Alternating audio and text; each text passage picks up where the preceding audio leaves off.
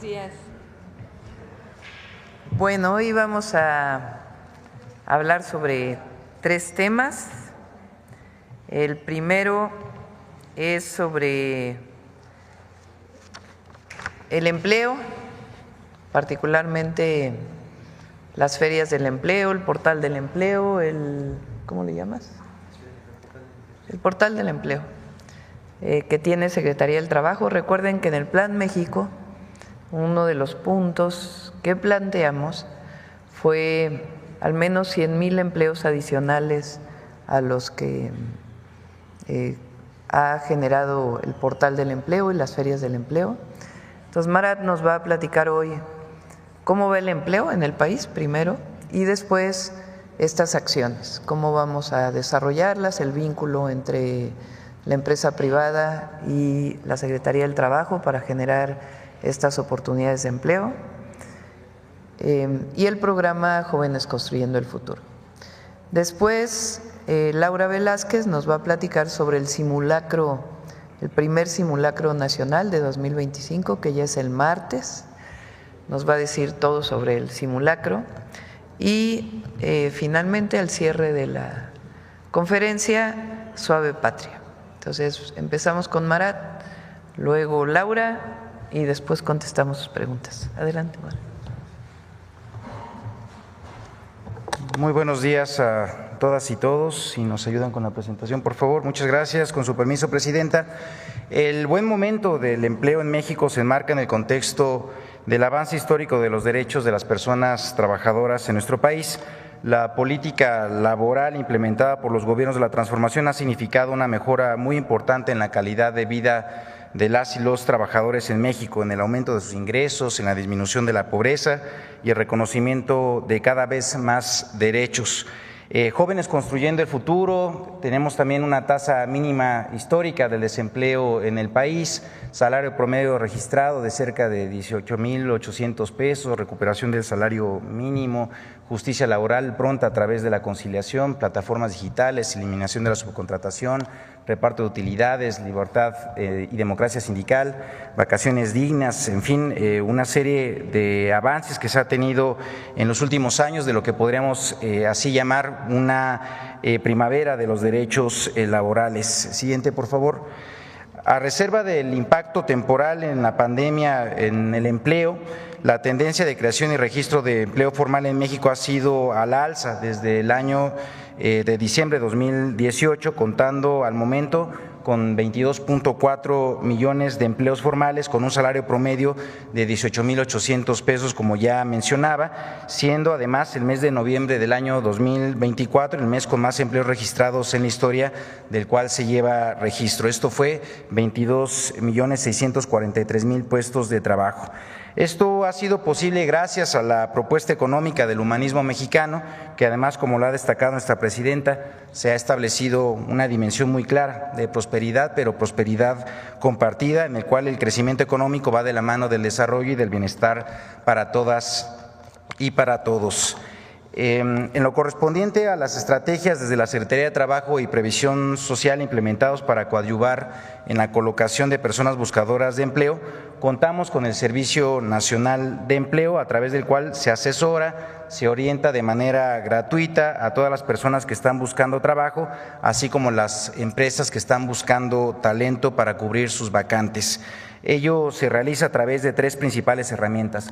La primera es a través de la atención personalizada en las 167 oficinas que están dispersas en todo el territorio nacional, donde servidoras y servidores públicos, los consejeros laborales, atienden de manera directa al público interesado. Por otro lado, contamos también con las ferias de empleo, que además, por instrucciones de nuestra presidenta, vamos a reforzar y vamos a ampliar en atención al Plan México. Y por último, de manera virtual a través del portal del empleo, que como pueden ustedes ver aquí es www.empleo.gov.mx, que facilita el acceso desde cualquier parte del país. Ahora, si me permiten, los invito a que veamos un video en donde se hace pues una síntesis de los servicios, esto a través del portal del empleo. Adelante, por favor. Te damos la bienvenida al Portal del Empleo, Con esta herramienta gratuita, te ayudamos a encontrar un trabajo de forma fácil, ágil y segura.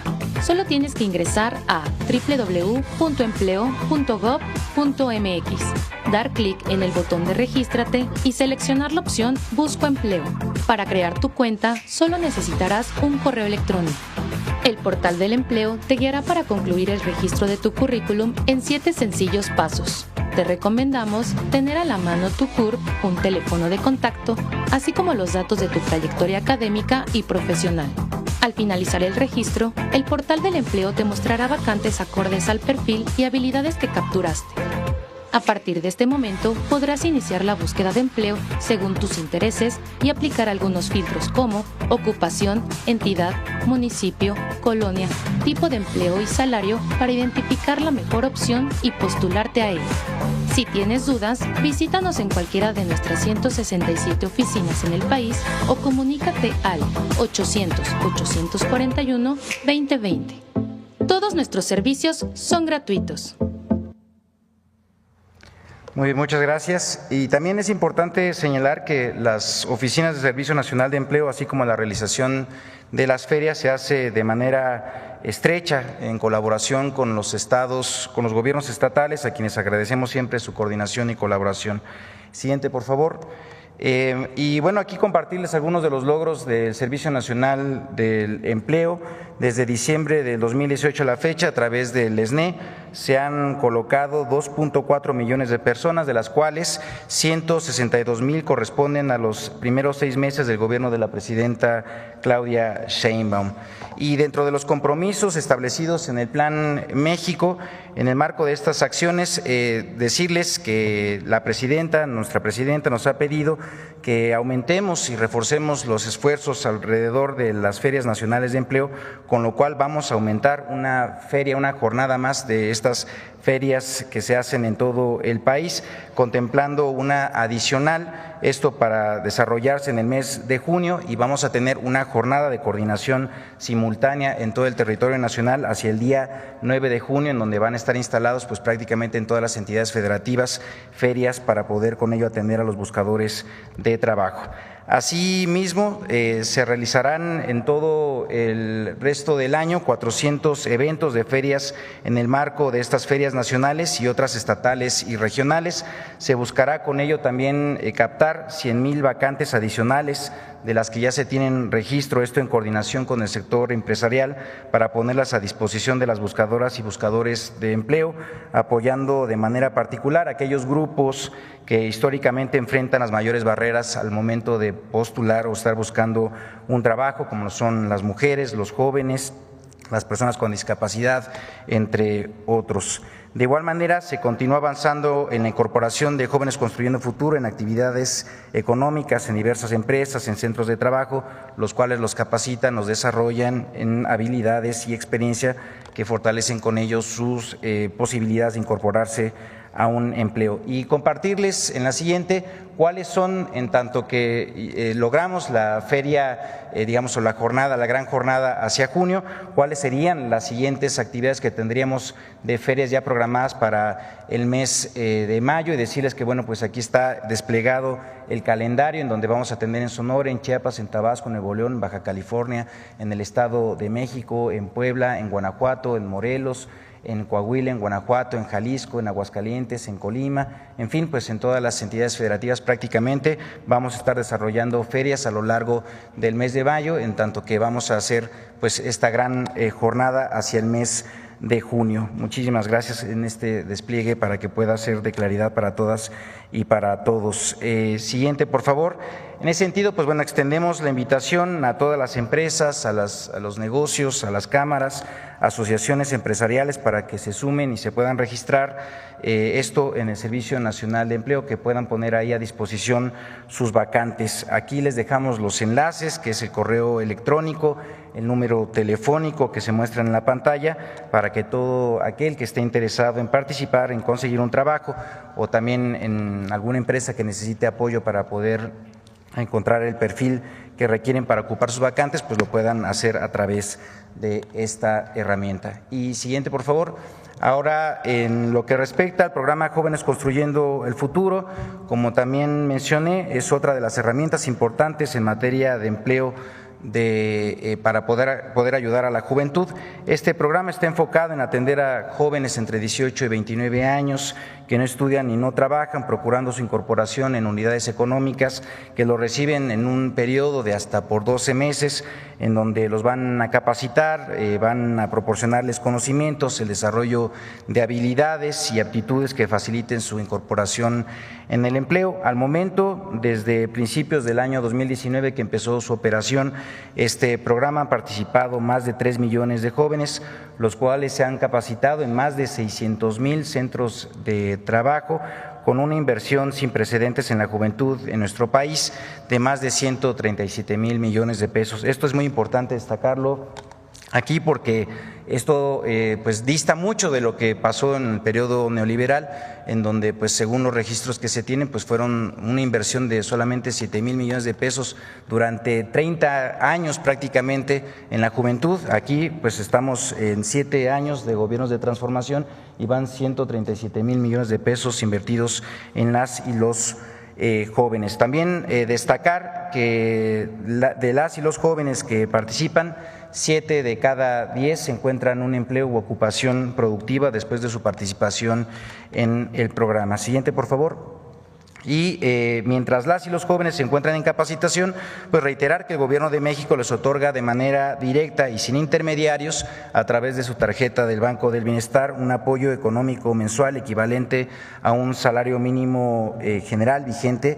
Esto para el año 2025 es 8,480 pesos, además de la cobertura del seguro médico del IMSS por caso de accidentes en el centro de trabajo, enfermedades, incluso maternidad. En el 2025 se tiene contemplada una inversión de cerca de 24,000 millones de pesos y una meta de participación de 450,000 jóvenes, como nos lo ha instruido nuestra presidenta, esto también en el marco de la estrategia del Plan México para poder coadyuvar a la incorporación de estos jóvenes al empleo. Y bueno, pues también compartir que desde el pasado 1 de abril, Jóvenes Construyendo el Futuro se convirtió ya en un derecho constitucional al quedar establecido en el artículo 123 sobre el derecho al trabajo. Esto es una reforma histórica a la Constitución que garantiza que nunca más se excluya a las y los jóvenes de México, asegurando su capacitación laboral para que puedan ejercer plenamente su derecho al trabajo.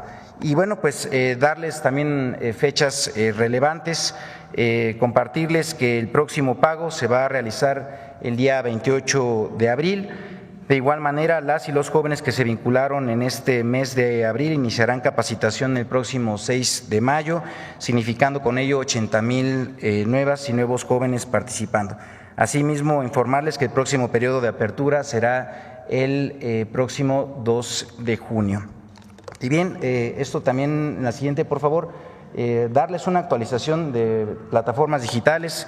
Como recordarán, pues esta es una reforma que nuestra presidenta estableció como uno de los compromisos de gobierno para poder con ello darles protección de seguridad social a pues cientos de miles de trabajadores que se desarrollan en actividades en estas plataformas digitales. Esta fue publicada el día 24 de diciembre del año pasado. Recordar que esta reforma pues justamente busca garantizar el cumplimiento de los derechos laborales para este sector y proporcionar seguridad social para quienes trabajan en estas plataformas digitales.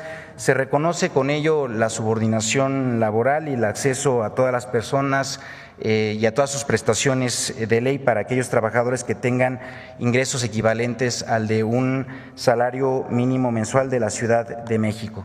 Quienes no alcancen ese ingreso contarán con un seguro contra accidentes de trabajo por parte del IMSS. Del mismo modo, se contará con transparencia en el algoritmo y un mecanismo de atención a quejas atendidos por personas. Anteriormente se hacía solamente a través de pues, la plataforma y de solución de cuestionarios, digamos, con famosos robots, pero ahora lo que estamos buscando es que haya una atención personalizada. ¿Dónde nos encontramos actualmente en esta reforma con los pasos que fueron establecidos dentro de su propio cumplimiento? Pues primero, en la emisión de las reglas generales generales que por parte del IMSS se tiene que hacer para el aseguramiento de trabajadores de plataformas digitales, y por la otra, en la Secretaría de Trabajo, en el establecimiento de las disposiciones generales para calcular el ingreso neto de las y los trabajadores. Nos hemos reunido tanto con las principales empresas como también con los representantes de las y los trabajadores con el objetivo de seguir avanzando con esta implementación, y bueno, pues decirles que ambos lineamientos deberán ser publicados dentro de los 5 días siguientes a la entrada en vigor de este decreto. Actualmente también el Infonavit y el Infonacot están preparando los productos financieros de acceso a la vivienda adaptados a los trabajadores de plataformas digitales, y también, como lo mencionamos anteriormente, el SAT ha determinado que se mantendrá la misma carga fiscal que actualmente aplica para las y los trabajadores de plataformas digitales, garantizando así su continuidad y certeza a las empresas y también a las y los trabajadores. Con esta reforma estamos esperando que hasta 272,000 personas vean reconocidos así sus derechos y con ello tener la cobertura de seguridad social, como así se comprometió nuestra presidenta. Y a continuación, pues simplemente doy referencia de los principales hitos de la implementación en la reforma. Como ya lo mencioné, el día 24 de diciembre del año 2024 fue publicada en el Diario Oficial de la Federación la reforma. Entrará en vigor el próximo 22 de junio y después se publicarán los lineamientos anteriormente referidos a partir del día 27 de junio, y al día siguiente de su publicación se dará inicio al piloto obligatorio que culminará en diciembre de 2025. Con ello, Presidenta, seguimos avanzando en la agenda laboral en el segundo piso de la transformación. Es cuanto. Muchísimas gracias.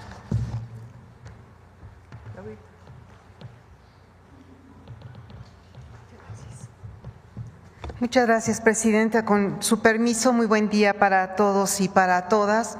Me complace informarles a todos y a todas que el próximo martes 29 de abril del presente año a las 11:30 de la mañana se llevará a cabo el primer simulacro nacional en todo el país.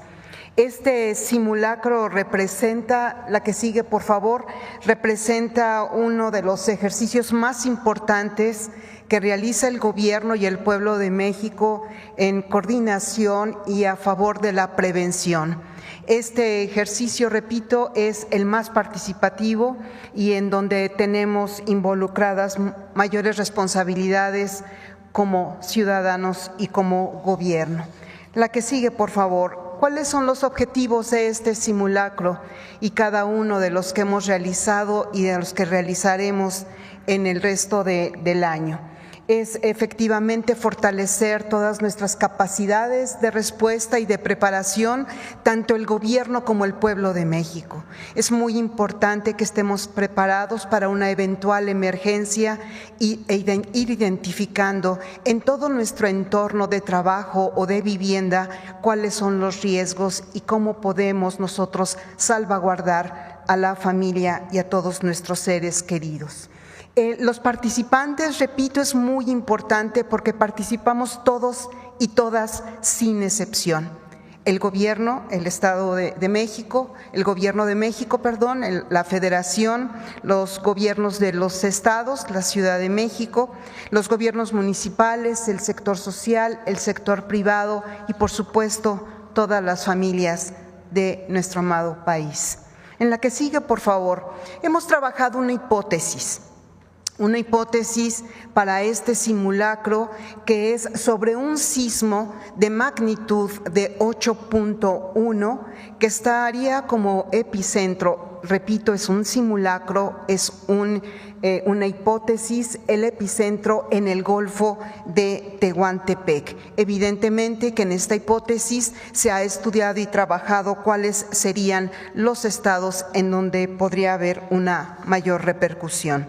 En la que sigue, por favor, la Secretaría de Marina también va a realizar de manera simultánea el próximo martes a las 11:30 de la mañana un ejercicio de alerta para tsunami en el Océano Pacífico. Esto es con la finalidad de examinar todos los procedimientos y los protocolos de respuesta para una posible llegada de un tsunami. La que sigue, por favor. En el marco de este simulacro nacional, es muy importante que todos estemos alerta, porque se activará el alertamiento sísmico en 12 entidades federativas, con una capacidad de ser transmitido a través de 14,491 altavoces, asimismo en la radio y la televisión. En la que sigue, por favor, podemos identificar que en la Ciudad de México, en el Estado de México, en Guerrero, en Morelos, Puebla, Jalisco, Colima, Michoacán, Oaxaca, Tlaxcala y Chiapas será este alertamiento. Asimismo, ese día a las 11:30 de la mañana se realizará la segunda prueba por el alertamiento a través de la telefonía celular. Hay que recordar que la primera se realizó el año pasado, el 19 de septiembre, y este será la segunda prueba que realizaremos en la Ciudad de México y en las zonas aledañas a la Ciudad de México. Este es un simulacro, esto es lo que va a aparecer en nuestros celulares para las personas que nos encontremos en la Ciudad de México, además con un sonido que tendremos que ir identificando poco a poco. Es muy importante mencionarles a ustedes, la que sigue, por favor, si son tan amables, toda la convocatoria para este simulacro, estamos cumpliendo el mes, empezamos el 20 de marzo, e informo a ustedes y a usted también, Presidenta, que hemos tenido un registro verdaderamente importante para participar. Se abre un registro, todavía pueden registrarse, lo pueden hacer todavía hasta el lunes 28 a las 12 de la noche. Se abre un registro a través de esta página que es www.preparados.gov.mx/ Primer Simulacro Nacional 2025, y ahí se registran todas las familias o los trabajadores que quieren registrar su inmueble. Hay un número récord ya de participantes registrados hasta el momento. Inmuebles, más de 89,000 inmuebles ya registrados, más de 7 millones de personas, esto es en los 32 entidades federativas en más de 1,806 municipios. Ya para concluir, quisiera mencionar la que sigue, por favor, si son tan amables, que en coordinación con la Agencia de Transformación Digital y Telecomunicaciones se ha fortalecido el alertamiento vía celular. Se han realizado más de 10 pruebas sordas, son ejercicios que se han realizado con todas las empresas concesionarias que van a participar, es decir, con Altanredes, con Telefónica, Telcel y además AT&T. Estas pruebas han sido exitosas, lo que nos indica que se enviará un mensaje de alertamiento en la Ciudad de México y en la zona aledaña. México sería el segundo país de América, además de Chile, en contar con un sistema centralizado de alertamiento a nivel nacional. Se estima que este mensaje escrito y sonoro llegará aproximadamente a 5 millones de teléfonos celulares. Para concluir, después de este simulacro nacional a las 11:30 de la mañana, el próximo martes 29 de abril, también va a sesionar el Comité Nacional de Emergencias. Este comité es encabezado por el secretario de Seguridad y Protección Ciudadana, el maestro Omar García Harfuch. y además participa todo el gabinete legal y ampliado, así como la presencia virtual de las y los 32 gobernadores y gobernadoras.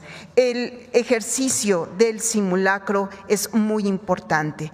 El instalar el Comité Nacional de Emergencias nos pone el alerta a todo el gobierno federal. Ahí se da a conocer cuáles son los protocolos de actuación ante el impacto de un fenómeno y, lo más importante, el despliegue de las fuerzas de tarea operativa en el territorio y las acciones de respuesta inmediata para salvaguardar la vida de la población.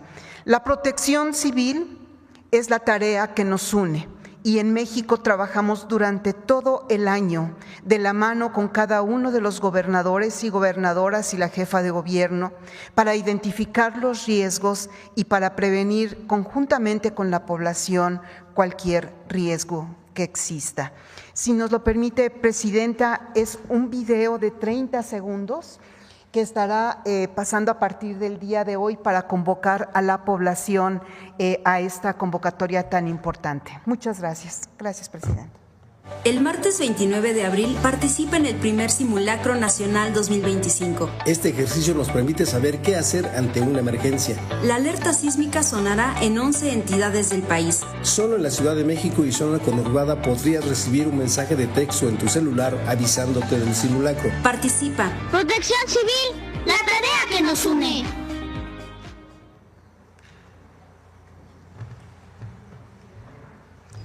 Muy bien, pues esta es la información y vamos a las preguntas. A ver, vamos. Ah, sí, acá quedó pendiente. Primero. Buenos días, Presidenta. Buenos días. Janet Galindo, de Grupo Transmedia La Chispa. En torno a estas ferias del empleo que se han estado realizando, ¿hay alguna tendencia hacia determinadas áreas donde sea una mayor solicitud y también así si los jóvenes también buscan determinadas áreas de trabajo y aproximadamente cuántas son las empresas que están uniéndose a estas ferias y a este trabajo? Sí, bien, las ferias evidentemente recogen las vacantes que están en todas las regiones y entidades federativas del país.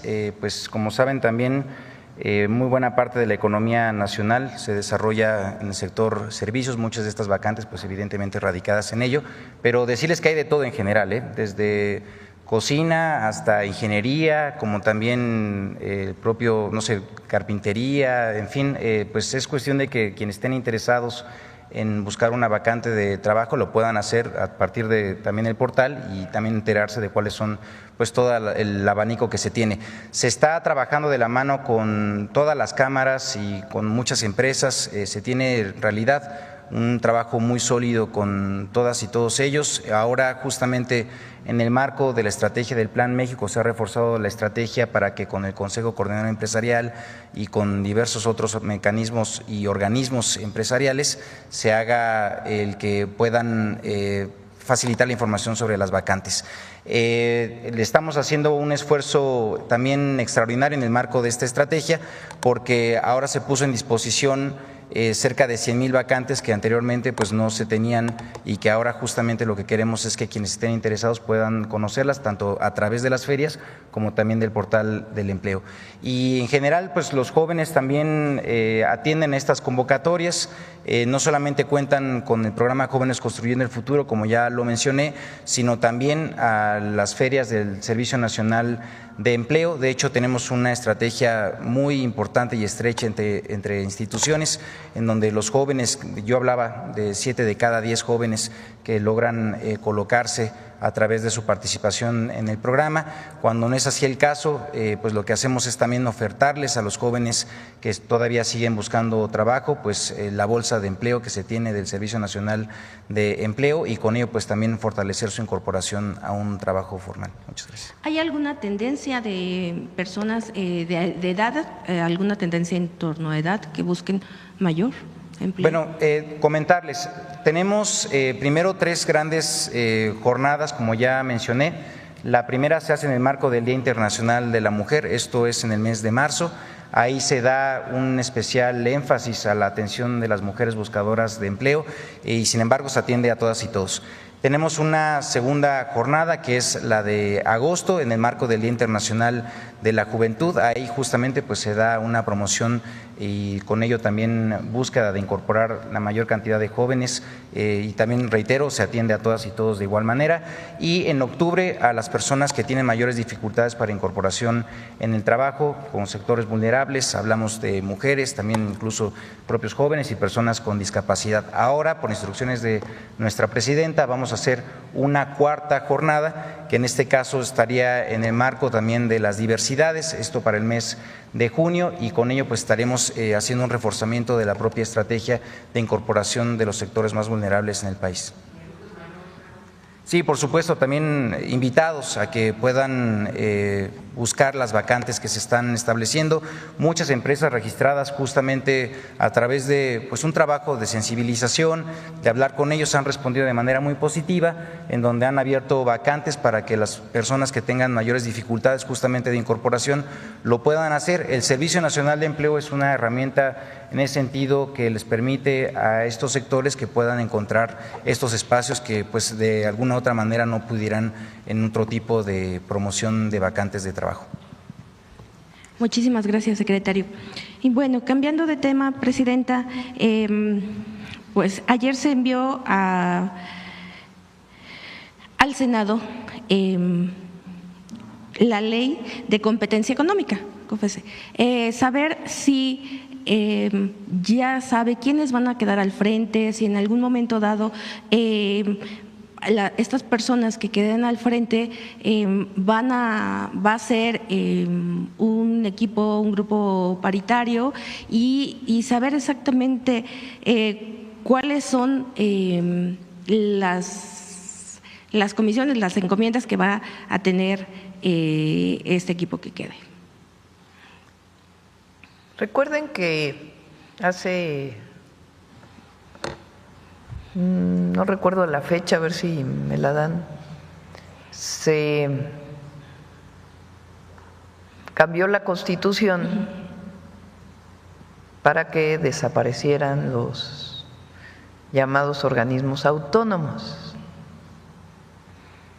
Estos organismos autónomos se crearon pues en el periodo neoliberal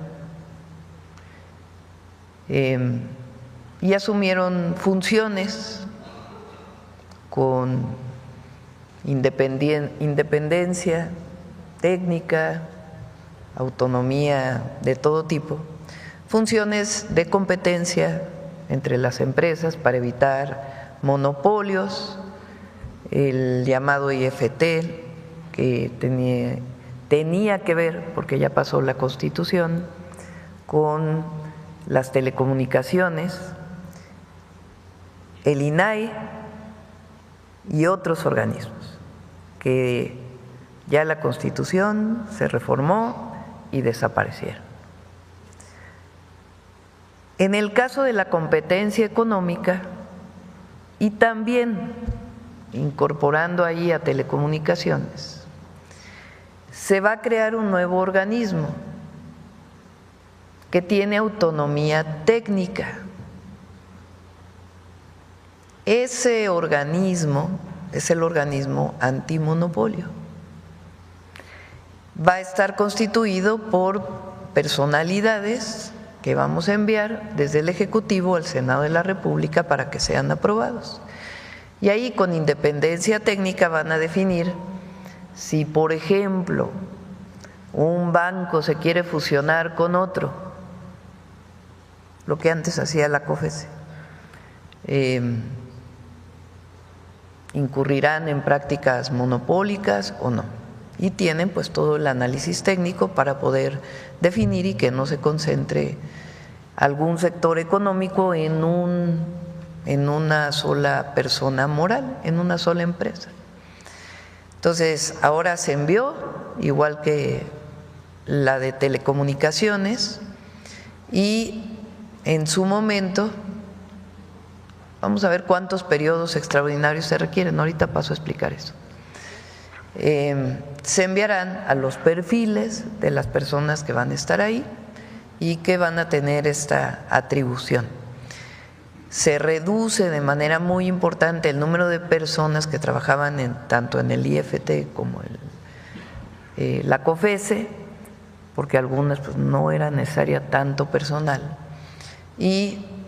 pero van a seguir cumpliendo con autonomía técnica estas funciones. Está hoy en el Senado de la República ambas leyes. Ahora, por todo este lío que se ha armado de la de telecomunicaciones, es una ley que viene trabajándose desde hace meses.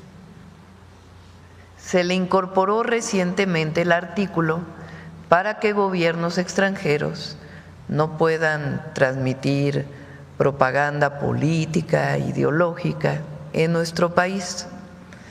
Ese artículo se le acaba de incorporar, pero la ley venía trabajándose desde hace tiempo. Al desaparecer el organismo autónomo, pues entonces las atribuciones de ese organismo se separan, una parte en la agencia digital y otra parte en el nuevo organismo antimonopolio. Así queda, además del nuevo artículo. Ahora, hay mucha discusión sobre este tema. Una parte sobre un artículo que quedó ahí sobre plataformas digitales, en donde se establece que la agencia puede bajar las plataformas digitales.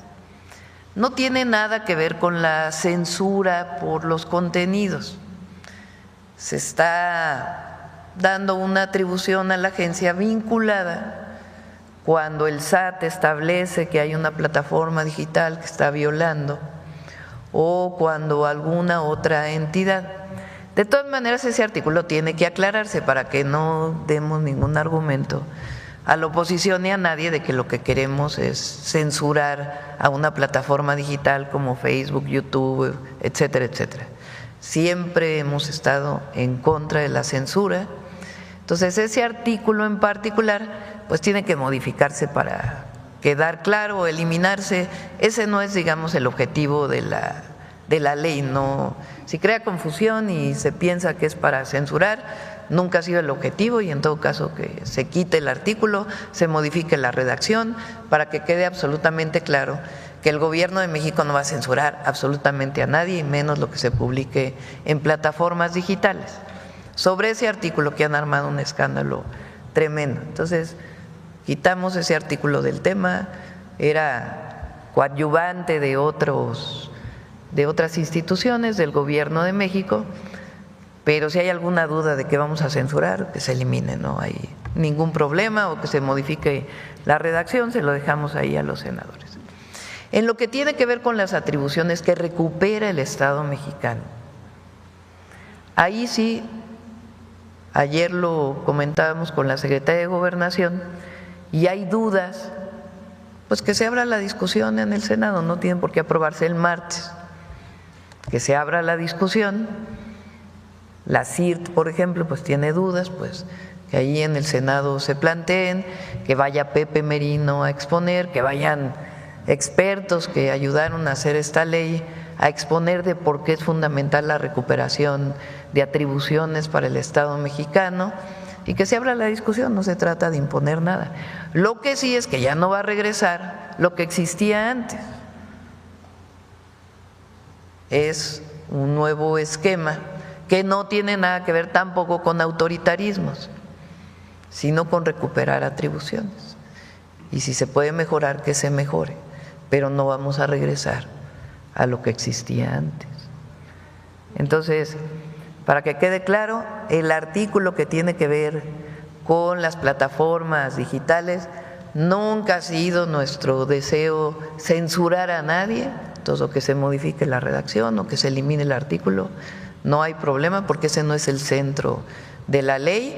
Y sobre la discusión de cómo se recuperan atribuciones en la agencia y qué atribuciones quedan en el nuevo organismo de competencia, pues que abra la discusión el Senado, y que en todo caso se llame a una extraordinaria en junio, mayo, para que pueda aprobarse. Se cierra el periodo de sesiones de la Cámara de Senadores y de la Cámara de Diputados el 30 de abril, es miércoles, ¿no? Sí. Entonces, para que no se diga que estamos ahí imponiendo y que se abra la discusión sin problema, que se enriquezca la propuesta que hicimos en el marco de lo que se presentó y que una vez que esté clara la orientación de esta ley, pues que se llame a un periodo extraordinario, que podría ser en mayo. Okay. De todas maneras, recuerden que nosotros queremos enviar varias leyes antes de que entre el nuevo Poder Judicial,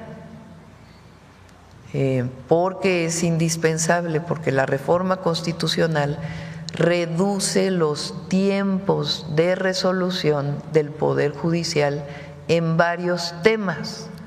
Para que se pueda cumplir la Constitución tienen que modificarse varias leyes procedimentales, incluida la Ley de Amparo. Entonces va a presentar las propuestas para la discusión y antes de septiembre tienen que aprobarse para que el nuevo Poder Judicial pues entre ya con todas las modificaciones reglamentarias que se quieran. ¿Sí se entendió? Sí, sí. Bueno. Pues pueden ser 2 extraordinarios, 3 extraordinarios.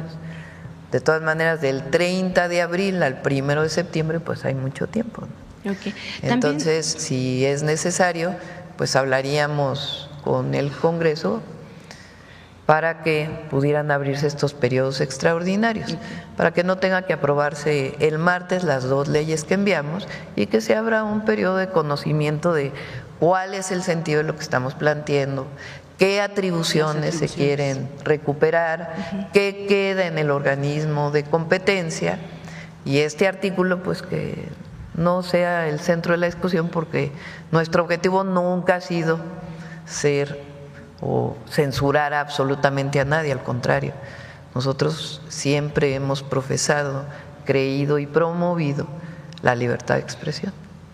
Que pues también hablando de leyes, hace, si no me equivoco, hace 2 días también se aprobó la ley de armas en la Cámara de Diputados.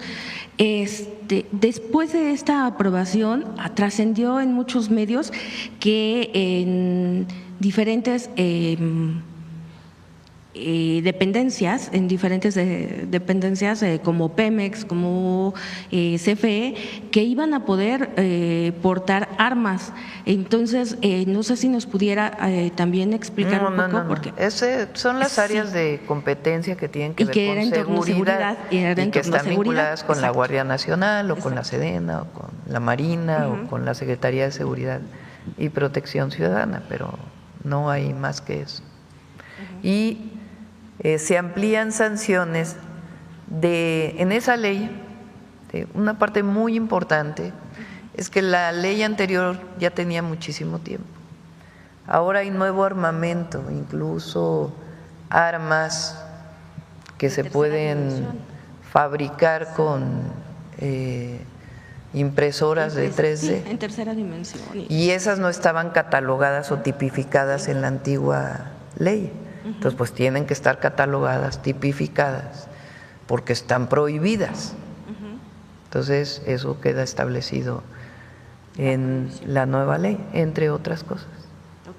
Y mayores sanciones también a la aportación de armas de fuego. Ok, muchísimas gracias, doctora. Y en cuanto a el pago de los fideicomisos de la Suprema Corte, ¿cómo va este tema? Pues ya está en la tesorería ese recurso. La Corte dijo que no había atribuciones, pero la Constitución, la reforma constitucional es muy clara de que ese recurso de los fideicomisos tiene que pasarse a la tesorería, y como lo he dicho, son cerca de 16,000 millones de pesos. Aquí ya vamos a presentar exactamente en qué se va a usar y la mayoría va para el ISSSTE, para mejorar el servicio de salud del ISSSTE, para contratar médicos, para contratar personal de salud, para mejorar las instalaciones, para tener los equipos que se requieren, porque el ISSSTE pues fue de las instituciones que en el periodo neoliberal se abandonaron más y se privatizaron más.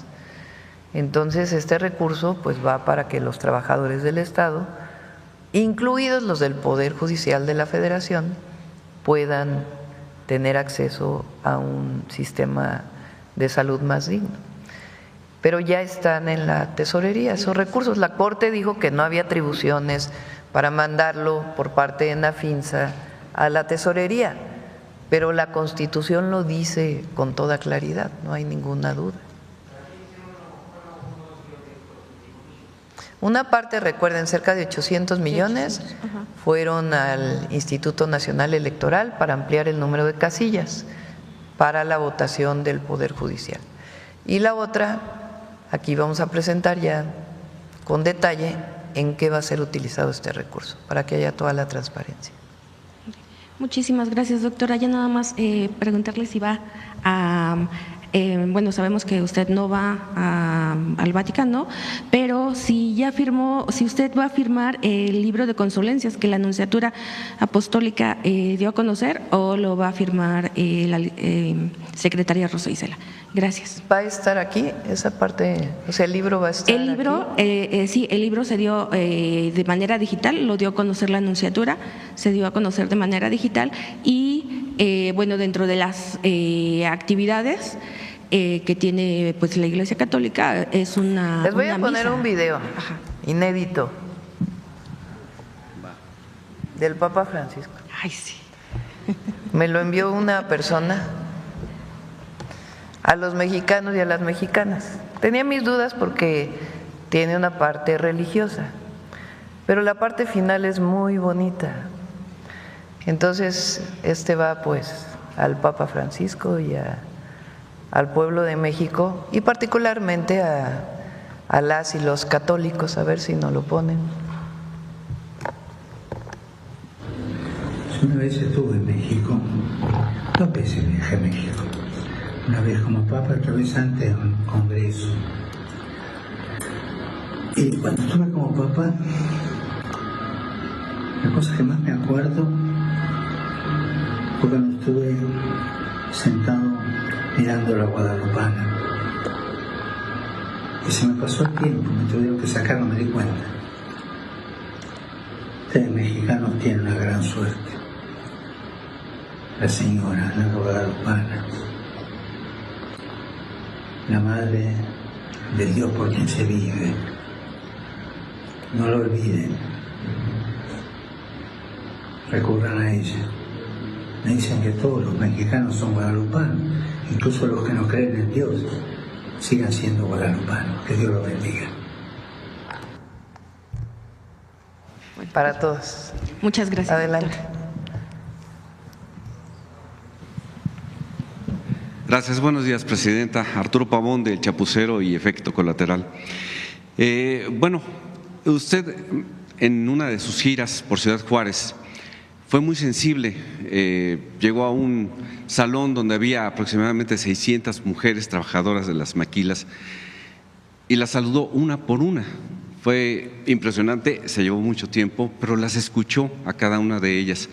Derivado de eso, pues se logró ya la formación de estos centros de educación y cuidados infantiles que próximamente van a ser pues iniciadas ya sus obras en terrenos donados por el municipio. Y pues preguntarle a usted si va a asistir a la colocación de la primera piedra, que va a ser me parece que el 30 de abril de este mes. Sí. No voy a poder asistir a Ciudad Juárez, pero pues ahí va a estar obviamente Zoe y el equipo. Ya lo he presentado varias veces Zoe aquí, pero estos centros tienen muchas virtudes. El Instituto Mexicano del Seguro Social tiene sus guarderías, Mis hijos fueron a guardería del IMSS. Son de las mejores guarderías del país. Durante todo el periodo neoliberal, lo que se hizo fue privatizar las guarderías. ¿Qué quiere decir esto? De que en vez de que fueran trabajadoras y trabajadores adscritos al Instituto Mexicano del Seguro Social, las concesionaron a terceros. Y los terceros pues eran quienes daban el servicio, pues este derecho para las mujeres. Después vinieron las famosas estancias infantiles, que fue todavía una concesión mayor de las guarderías del Seguro Social, pues con la tragedia que conocemos de la guardería ABC, porque se prestó a mucha corrupción, de que sin cumplir con los requisitos necesarios, pues se concesionaba a los amigos, a los conocidos, y no se cumplía pues las condiciones que se requieren para que los niños o niñas, los infantes, las infancias puedan estar en un lugar de cuidados. ¿Qué hizo SOE? Que fue una de las ideas que estuvimos platicando, cómo recuperar. Se trabajó con el sindicato del IMSS para poder hacer un nuevo modelo.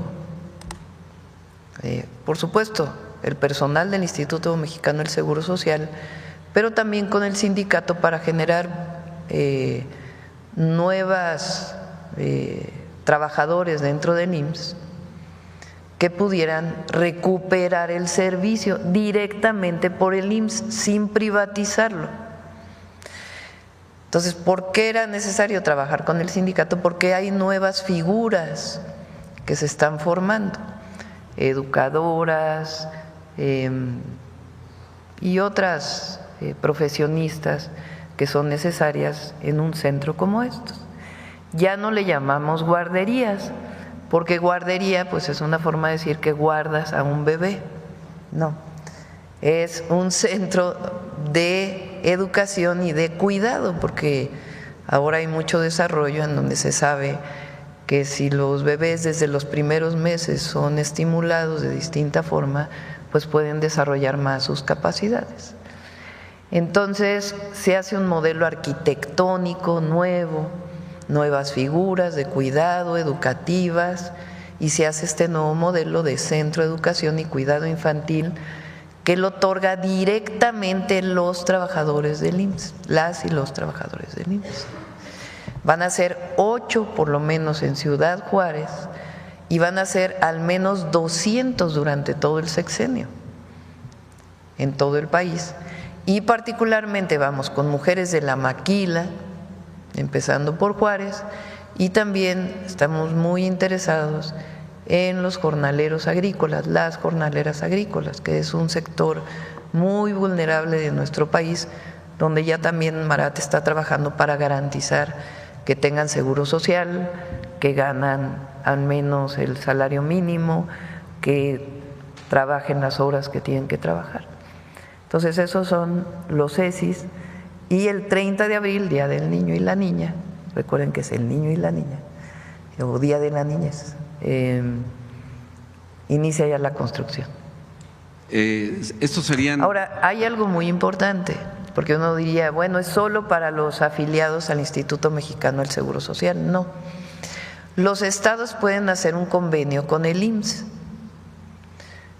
en particular los DIF, y pueden decir, a ver, puede recibir a estas personas, y el DIF o el gobierno del estado le pagaría al Seguro Social lo que correspondería a los niños y niñas de familias que no están afiliadas al Seguro Social. Depende de los convenios que se puedan hacer con cada estado. En el caso de Ciudad Juárez es así, es para familias, para mujeres que están afiliadas y que no están afiliadas, porque ya se firmó con el DIF del municipio. Es de manufactura mexicana, ideado específicamente desde un inicio por mexicanos. Sí, exactamente. ¿Puede tener el sello hecho en México? Bueno, no sé, porque está hecho en México, está vinculado con manufactura, pero puede ser. de acuerdo. En servicios también, Sí, son productos también, y servicios. es cierto, de acuerdo. Muchas gracias. Mi segunda pregunta es acerca de una carretera que se encuentra entre Tijuana y Rosarito, se le llama Boulevard 2000. Este bulevar pues ha tenido muchos problemas por cuestiones de que de un inicio no fue bien planificado, ha habido muchos accidentes y se ha tratado de modificar algunas curvas, algunos tramos, pero han costado mucho. Lamentablemente creo que no le queda otra al gobierno de Baja California que concesionar este bulevar y la gente está muy descontento porque pues es una carretera que siempre fue gratuita, no era necesario, y si ahora se concesiona, pues yo creo que los que van a tener pues la posibilidad de cobrar se van a hacer multimillonarios porque son 80,000 cruces de vehículos al día por ese lugar, por esa carretera. Se calcula que sean unos 60 pesos por vehículo y por tractocamiones pues, mucho más alto. Entonces, pues ahí yo creo que ¿no podría hacer la Federación algo para que no suceda esto? Sí, lo platiqué, no sé si sea esta parte de Rosarito a Tijuana. La gobernadora tiene una propuesta para una ampliación de un camino, pero lo que me platica la gobernadora es que no pagarían todos, sino nada más el transporte de carga principalmente. Entonces vamos a averiguar bien cómo está el proyecto y con gusto lo comentamos. Muchas gracias. Y ya para finalizar, pues debido a la caída del precio del petróleo, la OPEP ha hecho una sobreproducción y entonces baja el petróleo. En este caso, ¿habría algún impacto positivo o negativo en el presupuesto de? Está considerado la posibilidad de la baja. Hay ahí pues una especie de seguro, digamos, frente a una caída mayor del precio del petróleo. Entonces, y el precio del petróleo, a ver, pregúntale a Hacienda, no me acuerdo exactamente el precio del petróleo que se puso en el presupuesto de egresos de la Federación, en la ley de ingresos, pero hasta el momento no tenemos ningún problema y hay mecanismos que se usan desde hace mucho tiempo para evitar que impacte en el presupuesto una caída mayor del precio del petróleo. Y ya por último. Por cierto, también el INEGI acaba de sacar el indicador, el IGAE, que es el indicador más oportuno en la actividad económica para febrero y crece 1% para el mes de febrero. Entonces, es un buen número y va a crecer porque ahí, por ejemplo, está todavía la construcción no se encauza como se va a encauzar, ya inició su encauzamiento, tanto de obras públicas como privadas, pues la vivienda apenas está tomando su curso y las obras públicas pues van a iniciar prácticamente todas en junio, ya iniciaron algunas, van a iniciar en junio. Por cierto, aprovecho para decirles que el sábado damos el banderazo de salida del tren a Progreso, del tren Maya de carga que va de la línea actual hasta Progreso en Yucatán. Y el domingo, este fin de semana ahora nos vamos a Cancún, luego vamos a estar en Yucatán y después, Quintana Roo, Yucatán y luego Campeche. Y regresando de Campeche el domingo vamos a Querétaro, porque vamos a dar también el banderazo de salida del tren México-Querétaro, que ya inicia su construcción a cargo de la Sedena. Entonces es un buen indicador y además pues con la construcción pues va a crecer todavía más en los siguientes meses. Sobre lo de Progreso, precisamente ya se está haciendo una inversión de aproximadamente 8,000 millones de pesos por parte del gobierno de Yucatán. Esta construcción de puerto de altura, más o menos, ¿cómo sería usted? Pues esténse pendientes porque mañana vamos a Progreso con el almirante ahí nos va a dar toda la explicación porque ya inició el dragado para que tenga todavía más altura el puerto de Progreso y de ahí nos vamos al banderazo de salida del tren. Entonces Uno es con la Marina y otro es con la Sedena. Muchas gracias. Sobre jóvenes. Sí, Presidenta, buenos días. Máximo Allende para El Soberano. Siempre es satisfactorio poder compartir que un servidor fue egresado de la primera generación del programa. En aquellos días se pagaba 3,600 pesos, era el equivalente a un salario mínimo. Y en ese sentido preguntarle al secretario, aprovechando, ¿qué mecanismos de verificación hay ahora para, bueno, pues que la Secretaría corrobore que el joven está, pues digamos, en condiciones del espacio de trabajo al que se inscribió? Y decía hace un momento que si no logran encontrar empleo, que el rango, bueno, 7 de cada 10 es un buen rango, pero ¿qué pasa con esos jóvenes que no logran conseguir empleo, que no logran vincularse al centro de trabajo donde hicieron su capacitación?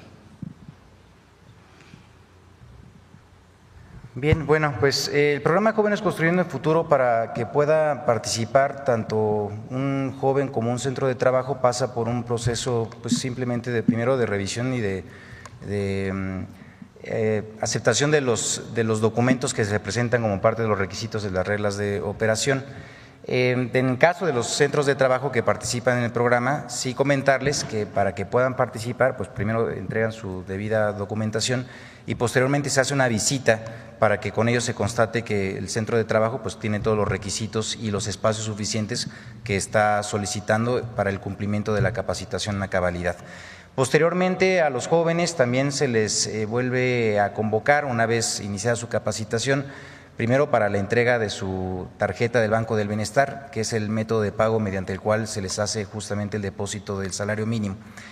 Por la otra también le llamamos oficinas móviles de seguimiento, que son convocatorias que se les hace a los jóvenes de manera periódica para nuevamente pues poder dar seguimiento a la capacitación que se está dando dentro de su centro de trabajo.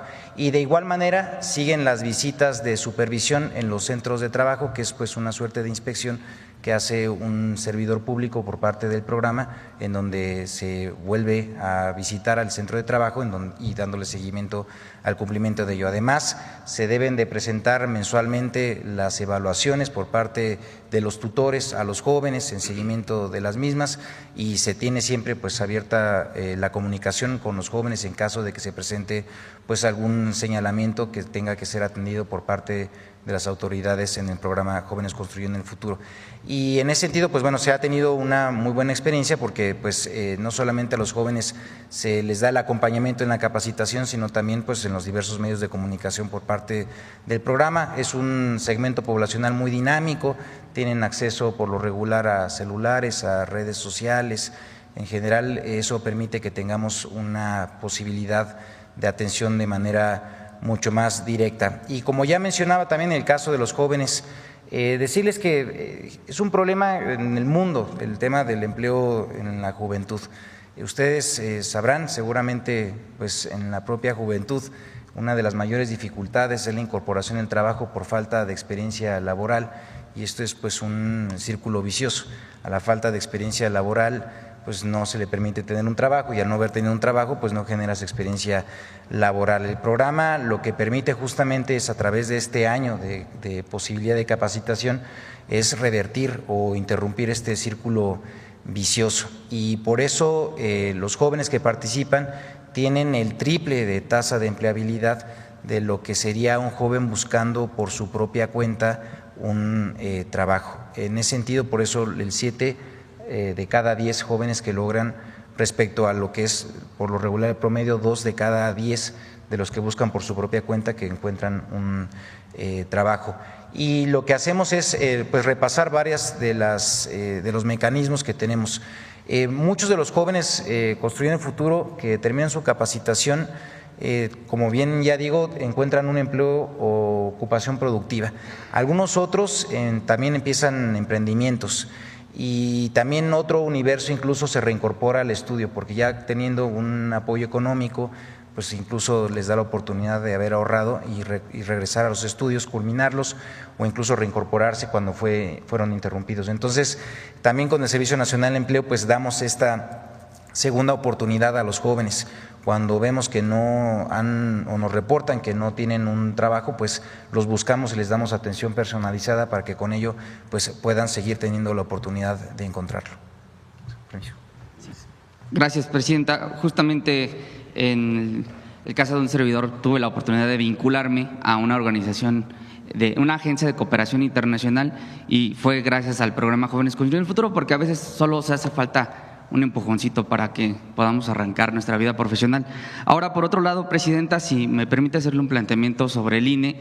En días recientes, una candidata en el marco del proceso actual electoral consultó al INE la posibilidad de que sindicatos pudieran organizar foros con las candidaturas, con las diversas candidaturas que contienen en este proceso. La respuesta del INE pues fue una resolución que ha generado más dudas que certezas, porque dio luz verde a dichos foros, pero condicionó su realización a que se garantice la participación de al menos la mitad de las personas registradas.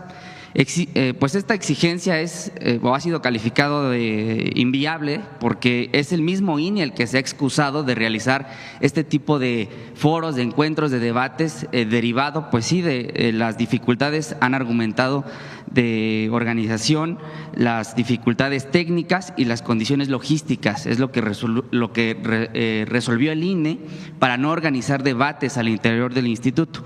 El pasado miércoles, Tereso Medina, dirigente del CTM, impugnó esta resolución ante el Tribunal Electoral y argumentó que se vulnera la libertad sindical y se desincentiva la participación de los trabajadores en este proceso electoral pues inédito en el país. Al respecto, preguntarle, presidenta, ¿considera usted que los sindicatos deben de tener la posibilidad de promover entre las y los trabajadores información sobre el proceso de transformación del Poder Judicial y, bueno, fomentar la participación, eso sí, sin coacción, pero sí fomentar la participación al interior de los mismos? Sí, pues ya lo contestó el INE, ¿no? Yo creo que es importante que haya debates, que se conozca a los candidatos, a las candidatas. Debería ser abierto a que se pudieran realizar estos debates.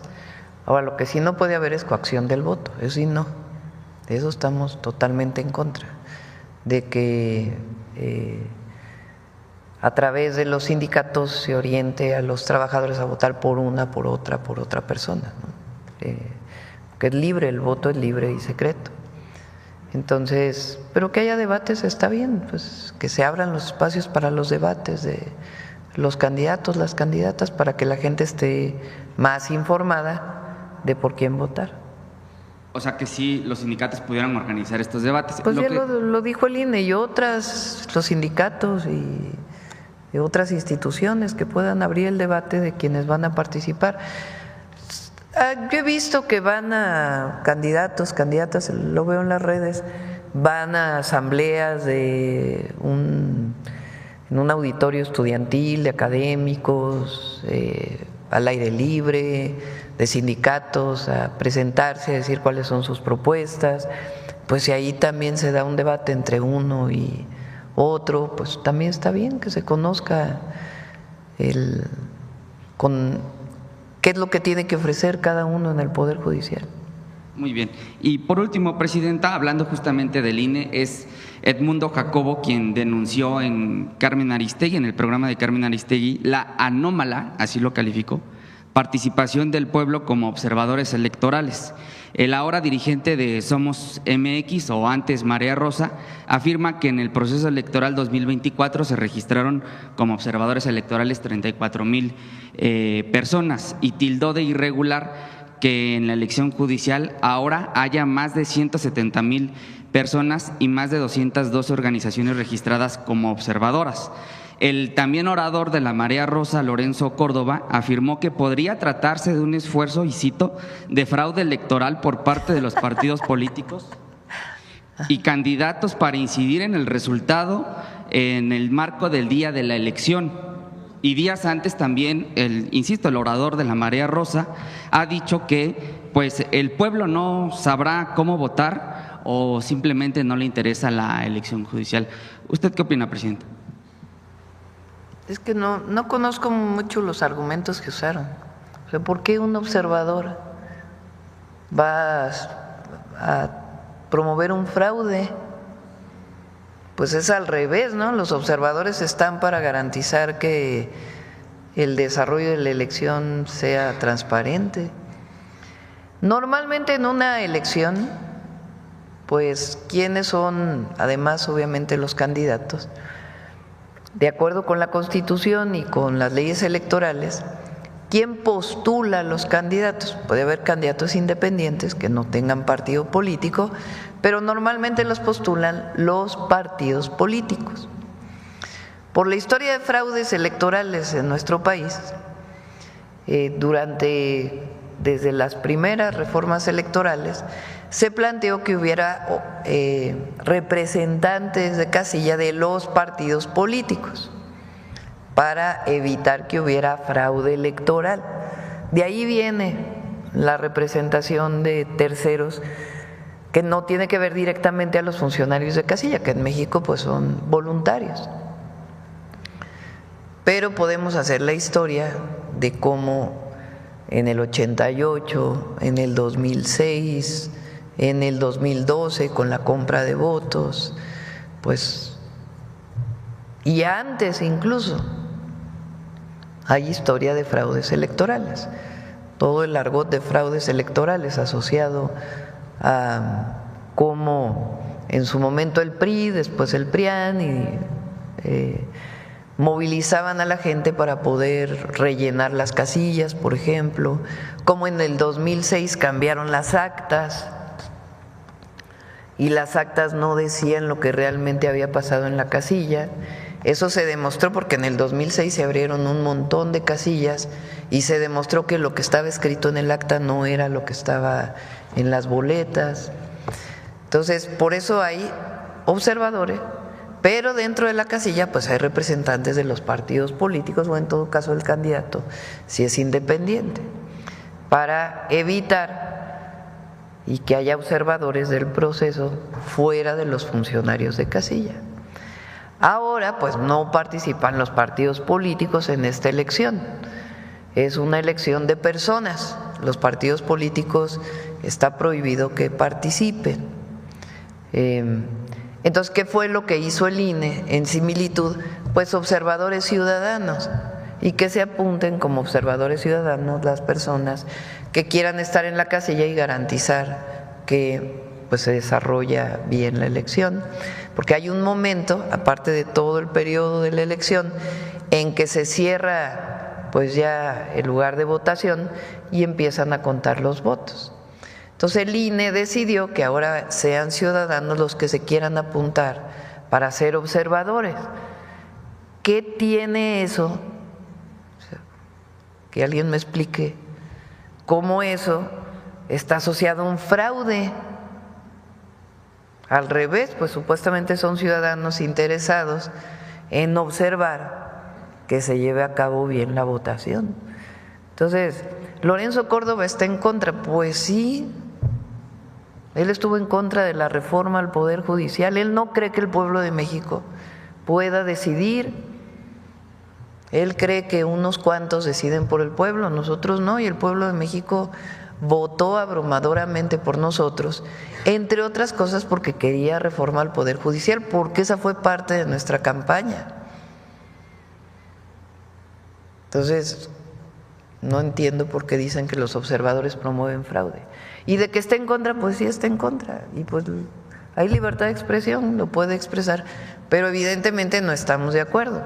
Y que alguien me explique por qué el tener un observador representa un fraude, pues es todo lo contrario, ¿no? Sin embargo, el agravio en el marco de la libertad de expresión es para el pueblo, porque el mismo Córdoba, independientemente de Córdoba, hay otros intelectuales que tildan al pueblo, a los ciudadanos que vamos a salir a votar el 1 de junio, pues de que no, ni sabemos, ni les interesa, dicen estos intelectuales, la conformación del Poder Judicial. O sea, simplemente es tildarnos de ignorantes a los que vamos a salir a votar el 1 de junio. No, y él, pues hay una grabación ahí muy conocida de él hablando con otro funcionario del INE, de cómo se burla de una manera racista, discriminatoria, de quien tendría todo lo contrario en su momento, porque era presidente del INE, garantizar la igualdad, cómo se burla de un indígena que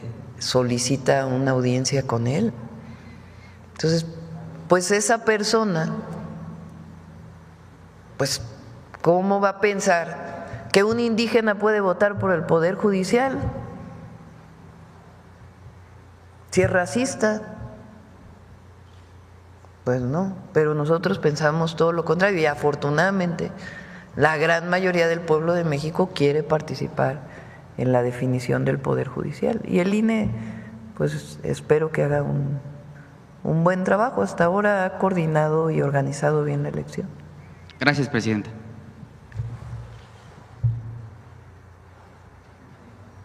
Muchas gracias, presidenta. Jimena Mejía, de Grupo Imagen.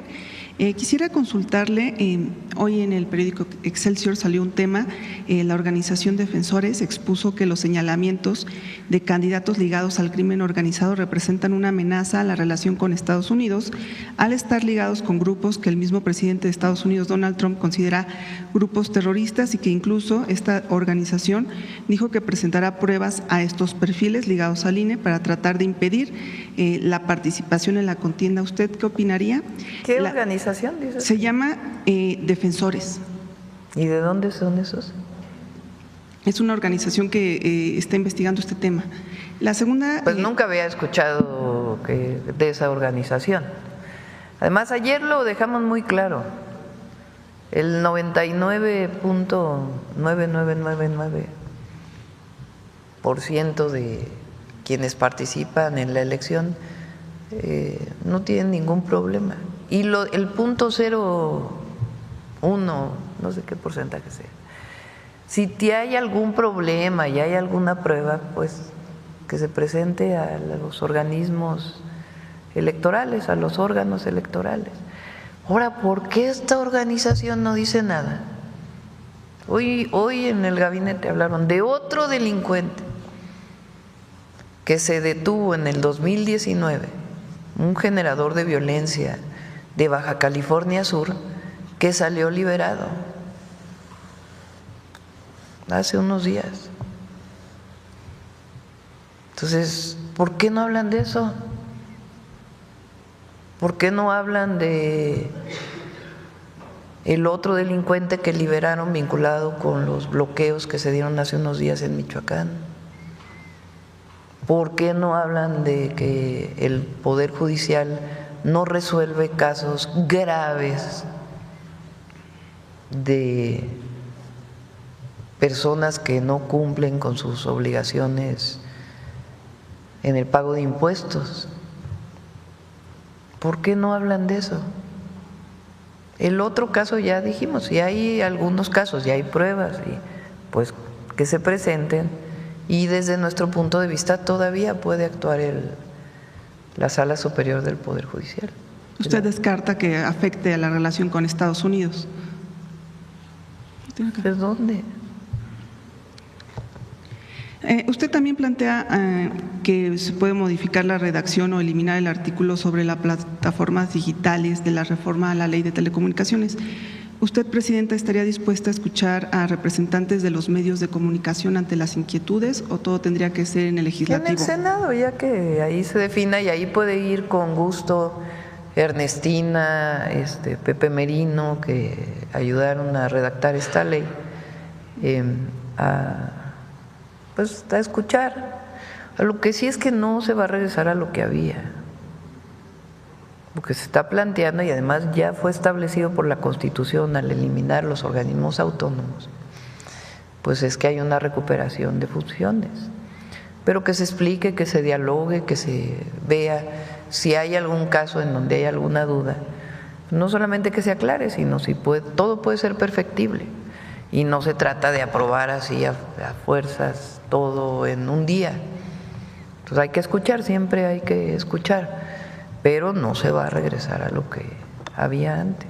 Y tampoco tienen por qué tener preocupación de que vaya a haber un asunto autoritario, de que alguien vaya a hacer algo indebido. No es la intención de la ley, nunca. Entonces, que ahí abra el Senado este espacio de información, debate, perfeccionamiento de la ley, y ahí pueden estar Pepe Merino y algunos otros secretarios del gobierno para poder escuchar, dialogar y perfeccionar en el marco de lo que fue presentado. Sobre el lamentable asesinato de Carmen Morales, la madre buscadora y de colectivo y Guerreros Buscadores de Jalisco y su hijo, ¿hay alguna información que le hayan dado a usted en el Gabinete de Seguridad sobre las personas que pudieron asesinarla, o alguna información sobre la versión de la Fiscalía Estatal que dijo que había indicios que no fue su labor la que originó el ataque, sino que iban por su hijo?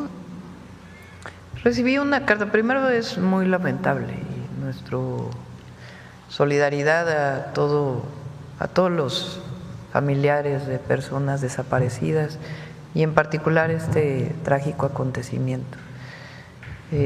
Está hablando la Subsecretaría de Derechos Humanos con la familia, buscándola para poder pues apoyarles en todo lo que requieran, y tiene que investigarse a fondo. No puede haber en un día, no tuvo nada que ver con su labor, que se investigue a fondo. La carta que recibimos, a ver si la tienen por ahí, si me la manda Luisa, o la tienen por ahí. La segunda parte de qué es lo que, porque es una carta que me envían a mí. ¿Sí la tienen? Sino que no la bajen para poder. Por cierto, el precio del petróleo está en 57.8 en la ley de ingresos. Pero en particular en la carta, les voy a poner la última parte porque nos piden que intervengamos en el caso de Jalisco para que haya justicia. Y vamos a estar atentos, y tiene que investigarse realmente a fondo de por qué ocurrió este hecho, si fue por la labor de búsqueda que estaba haciendo o no, pero que sea una investigación a fondo. Y por último, Presidenta, sobre los recientes diálogos que tuvo con el presidente de Estados Unidos, Donald Trump, ¿le hizo ya una invitación formal para que vaya a la Casa Blanca? Y si es así, ¿tiene programada una fecha o sigue analizándolo? Sí, todavía hemos hablado de que sería bueno encontrarnos en persona, pero no hay todavía algo formal, y sigue el diálogo. Cuando hace falta, pues hablamos de manera directa, pero hay diálogo, el secretario de Hacienda, el secretario de Economía, estamos trabajando sobre los dos temas que nos interesan mucho, que es el tema automotriz y el tema del acero y el aluminio. Siguen, continúan las pláticas, no está cerrado nada, sino que seguimos trabajando en esos temas. Le agradezco, Presidenta. Pedimos a la Presidenta que ejerza presión sobre el Estado de Jalisco para que se tomen medidas concretas para prevenir la violencia y garantizar la justicia para las víctimas y sus familias. Entonces, vamos a estar cerca del colectivo y de la familia, y apoyando a la Fiscalía de Jalisco en lo que haga falta. Gracias.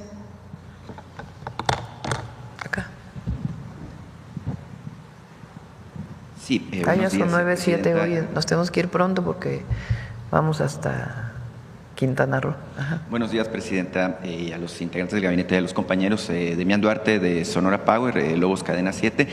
Presidenta, sobre el tema, aprovechando la presencia del secretario y de la directora de Protección Civil, preguntarles sobre la relevancia que tiene esta Feria Nacional del Empleo en el marco pues de lo que se ha presentado el Plan México, y la relevancia también desde su punto de vista, Presidenta, de este simulacro en el que vamos a participar el próximo martes todos los mexicanos.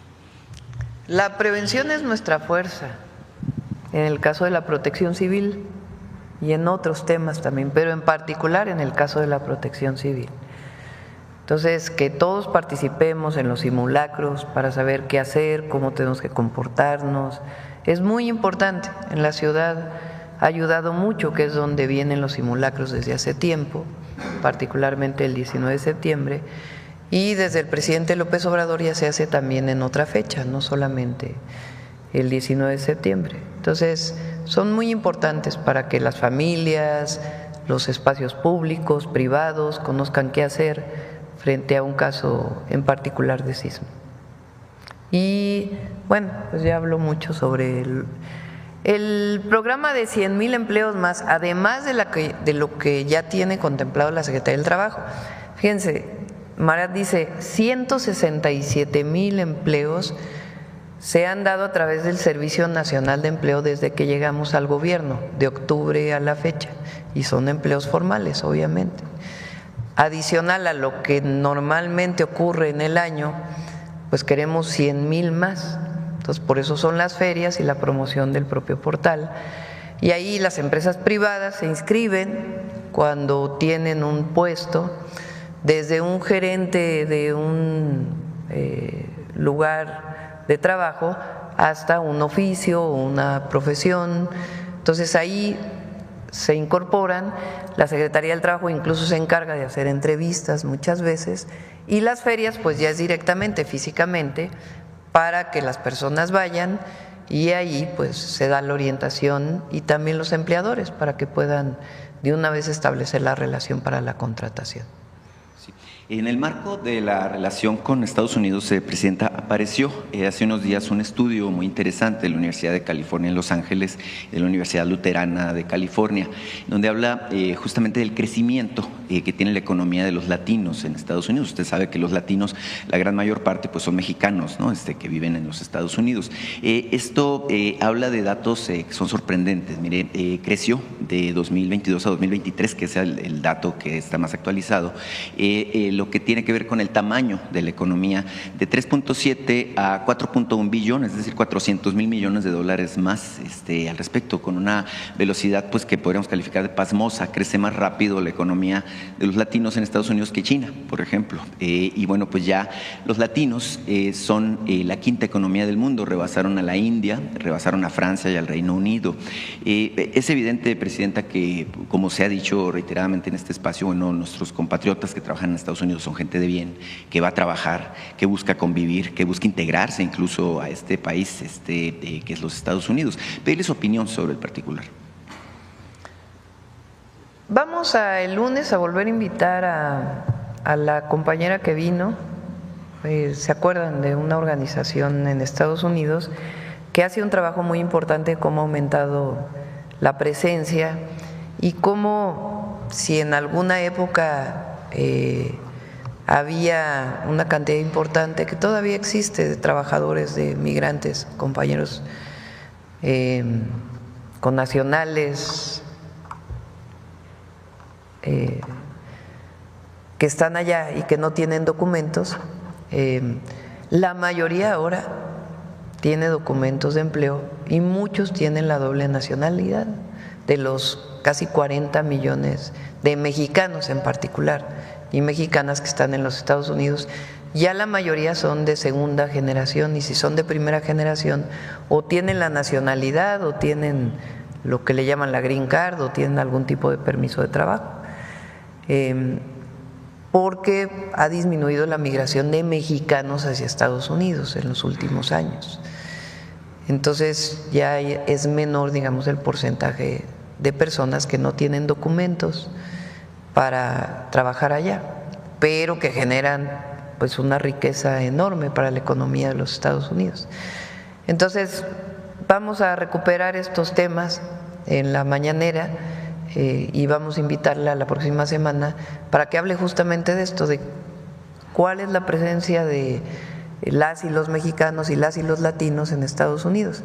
Hubo un video que sacó la actriz Salma Hayek hace poco, también muy bueno, la verdad, de reivindicación de todos los latinos que están trabajando en los Estados Unidos y de cómo las y los migrantes van a Estados Unidos por necesidad y que no se les debe criminalizar y que al contrario se debe reconocer ampliamente el trabajo que realizan, porque apoyan a nuestra economía enviando remesas, pero sostienen en una buena parte la economía de los Estados Unidos.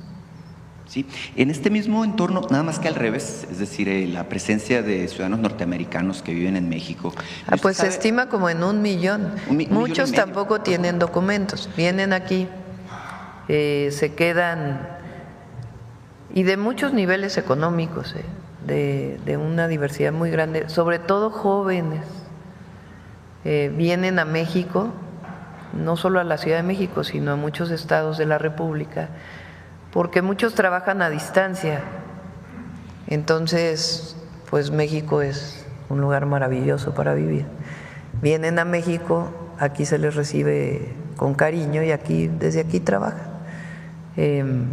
Zonas en la ciudad, por ejemplo, que se caracterizan, pues es en la delegación Cuauhtémoc o en la alcaldía Cuauhtémoc, la Condesa, la Roma y otras, la Juárez, ya también tienen muchísimos jóvenes estadounidenses que vinieron aquí a quedarse y a trabajar. Se estima que es 1,5 millones de norteamericanos que viven en México, algunos de manera legal, mira, 1,5 millones. Otros sin papeles, como dicen los nómadas digitales. Y sí, México es un país maravilloso. De hecho, prácticamente en todo el país se da este fenómeno. Por ejemplo, en Sonora, ¿no? Hay una colonia muy grande de ciudadanos norteamericanos, en Sinaloa. Y justo también, esto me lleva…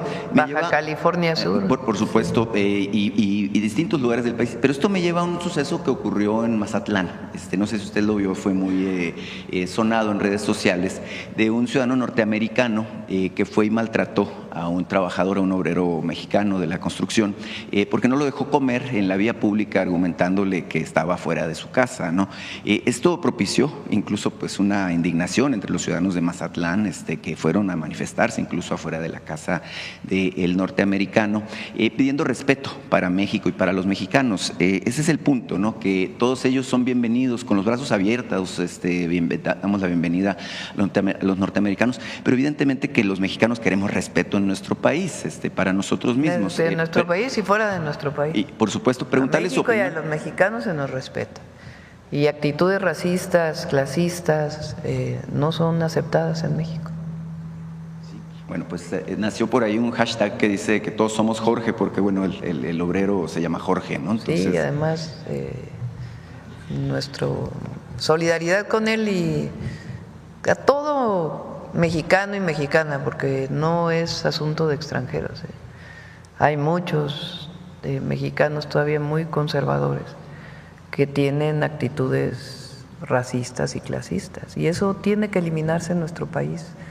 Todos somos iguales, todas somos iguales. Entonces, y quien viene a visitarnos, pues tiene que respetar a las y a los mexicanos.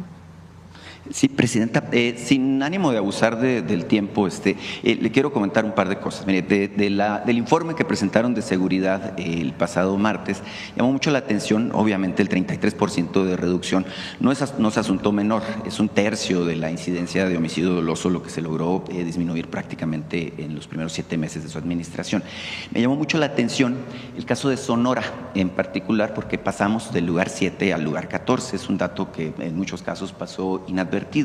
Y esto coincide mucho con lo que dice la Encuesta Nacional de Seguridad en el Entorno Urbano, la ENSU, que habla justamente de que los 3 centros urbanos de estudio, en este caso Nogales, Hermosillo y Cajeme, de un municipio del que hablamos hace poco aquí, como caso de éxito, lograron disminuir también de manera importante la sensación que tiene el ciudadano de seguridad.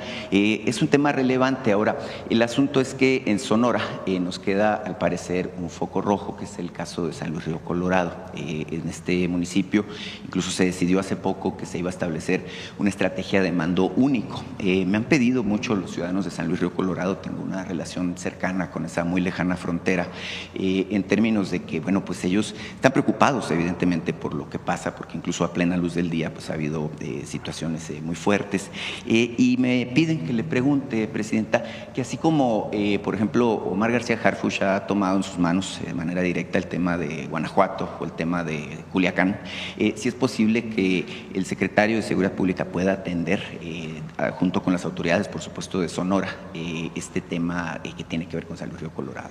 Estamos ayudando. El gobernador ha sido un gran trabajo. Queremos mucho a Alfonso, y además trabaja muy bien en Sonora, temas de seguridad y muchos otros temas. Y ahí en San Luis Río Colorado, que estuvimos hace poco, porque ahí se va a hacer un hospital que me comprometí en campaña y ya inició su construcción, ahí nos comprometimos, además de ayudar en la seguridad, vamos a hacer un programa para cambiar las luminarias. tienen luminarias todavía de sodio, de esas luminarias amarillas que había hace tiempo, y vamos a hacer un cambio de luminarias por luminarias LED y a poner senderos seguros en varios lugares, lo cual va a ayudar mucho. Se está haciendo el levantamiento, esperemos que podamos iniciar este año en algunas de las avenidas, y si no, pues ya ponemos todo el recurso para el próximo año. Pero sí se va a ayudar a San Luis Río Colorado. Ahí está pendiente la aduana, por cierto, también. Bueno, por último, Presidenta, mire, se habla mucho de censura y que incluso su gobierno es autoritario y una serie de cosas que obviamente no vienen al caso, ¿no? Aquí todos podemos hacer uso de la palabra publicar, además los contenidos, y es importante eso, ¿no? Porque hablan de que la dictadura, el comunismo y quién sabe qué cosas. El asunto es que hay quienes han encontrado la manera de buscar acallar a los periodistas, a los que estamos aquí en la mañanera, recurriendo a estrategias jurídicas, amenazas, tratan de intimidarnos, precisamente diciéndonos que nos hay van que a demandar. Predicar con el ejemplo. Claro, o demandándonos incluso, ¿no? Porque hay quien habla de libertades y es quien pone denuncias contra los periodistas. Sí, los buenos periodistas. Y es importante decirlo, porque este es un espacio en el que hay apertura para las denuncias cuando hay casos de abuso, pero no es un espacio para litigar, y parece que muchos han entendido, me refiero a quienes se sienten afectados cuando hacemos denuncias, justamente que buscan hacer eso, es decir, señalarnos, acusarnos ante jueces, hacer uso de sus influencias, hacer uso de su dinero, además para tratar de intimidarnos y callarnos al final de cuentas. Mire, Presidenta, yo me veo obligado a leer un documento, incluso yo en su momento no mencioné los nombres de las personas, pero me piden que lo haga, ¿no? Entonces, el 7 de febrero pasado hice referencia a un grupo empresarial que se llama Simsa, que opera sobre todo en el área de La Laguna. Este grupo empresarial es propiedad de unos hermanos de nombre Salomón y Nesim Isatafish. Ellos, los están relacionados con un proceso de una persona que sigue presa hasta la fecha, a pesar de que se entregó el expediente aquí a Atención Ciudadana y que se buscó ayudarle. No ha sido posible porque le han puesto muchas trabas. Se trata del señor, el empresario Arturo Gómez Lara, que sigue en prisión preventiva.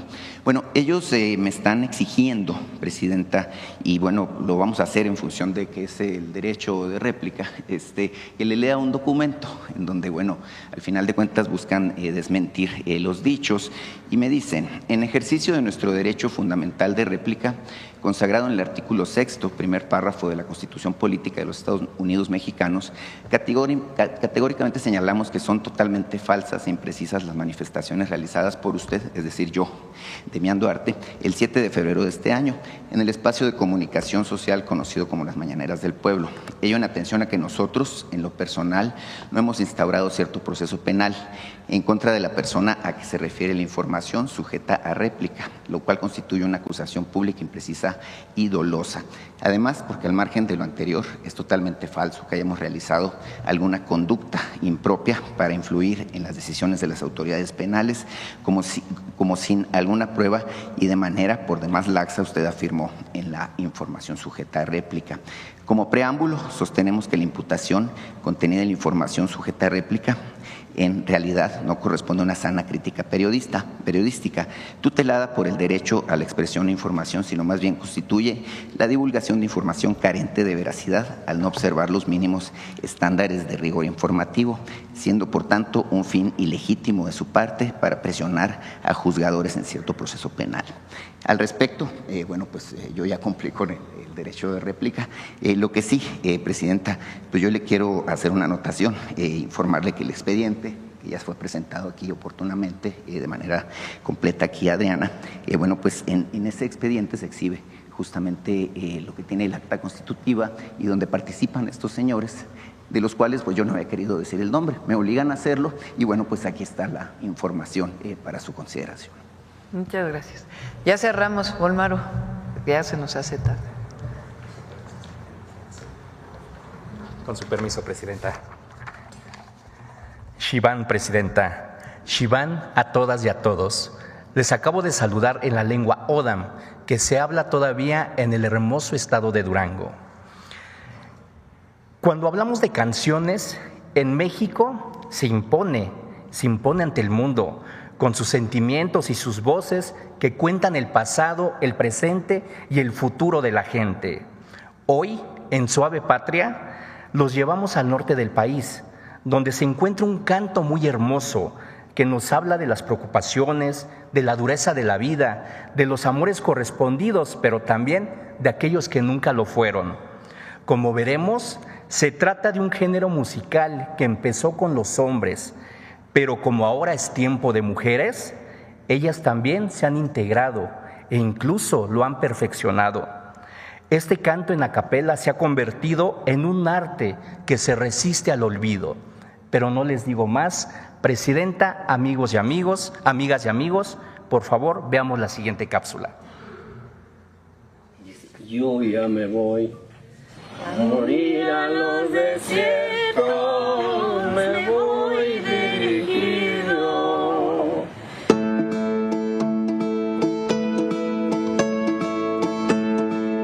El gusto de ser cardenchero es por eso, porque primero porque nos gusta cantar y segundo porque nos gusta enseñar a que no se acabe esta tradición.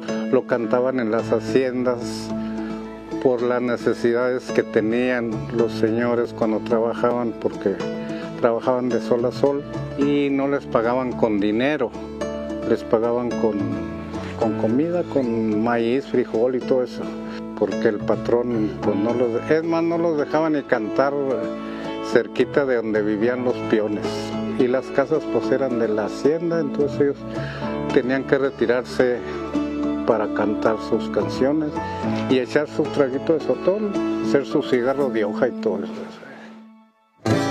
Préstanos vida y salud para volver el otro año. Sí, lo tratamos de conservar tal cual nos lo mostraron, o sea, porque se trata de estar en la raíz y en la identidad. Este canto es de identidad, de nuestra raíz como duranguenses. O sea, las mujeres siempre hemos estado ahí y somos la columna vertebral de la sociedad. Pues era una costumbre machista, ¿no? De la mujer no canta, la mujer no sale, la mujer allá, recluida en sus aposentos y con sus niños. Y ahora no, nosotros ya tuvimos la gran oportunidad, el gran privilegio de andar en esto como mujeres y pues andamos muy bien, nos sentimos muy a gusto y muy orgullosas del canto. Una muchacha muy jovencita que nos sigue hasta la fecha todavía, empezó a llorar desde que empezamos hasta que terminamos. Ella lloró. ¿Y por qué lloran? Pues no sé, les traerá recuerdos, el estilo del canto, no sabemos, pero les llega bonito. Me siento allá en las nubes. Pero a mí no me consuelan esas copas de aguardiente, solo en pensar que dejé un amor pendiente, no más que me acuerdo, me dan ganas de llorar.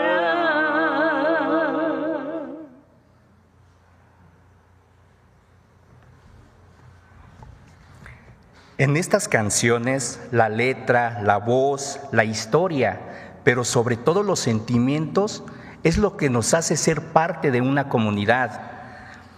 Muchas gracias de corazón a las cardencheras y cardencheros del país, porque nos transportan a los brazos de las abuelas, de los abuelos, de una madre o de un padre cuando ya no están con nosotros. De verdad, y en pocas palabras, hacen brillar los recuerdos que se encuentran en nuestra mente y nuestro corazón. En México hay canciones y cantantes para mucho tiempo, porque como sabemos y sentimos, México canta y encanta. Tashap. Muchas gracias.